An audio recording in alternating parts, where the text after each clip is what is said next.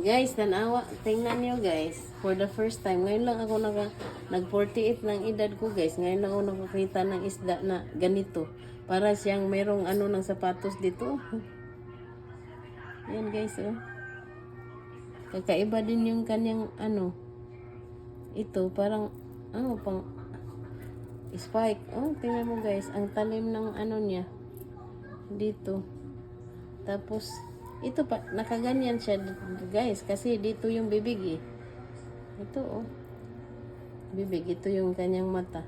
So, ito yung kanyang ulo.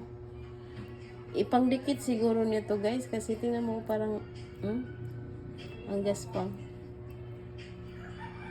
Di ko alam kung anong klaseng isda ito. Huli ng pinsan ko. Di ko rin alam kung nakakain ba ito. Pero subukan kong prituhin guys. Ayan, ito naman yung kasama. Lagaw. Ayun, yun lang muna guys. Pinakita ko lang sa inyo kasi nahiwagaan ako nitong isda na ito. Thank you so much for watching. Guys, for the first time, 48 na lang edad ko. Ngayon lang ako nakakita ng isda na parang may spike na sapatos sa ulo. Ayan oh, ang talim. Pero pag ganyan siya, wala. Ano yung mata niya sa gilid. Oh. Mata, bibig niya dito sa ilalim. Oh. Ano kaya to? Flying fish siguro to kasi ito oh.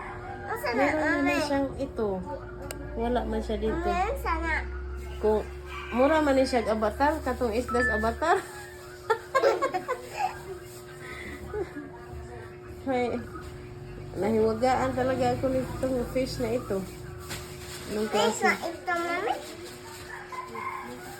Guys, share naman kayo kung kilala niyo itong fish na ito kasi ako di ko kilala. Nakuha ka, mami?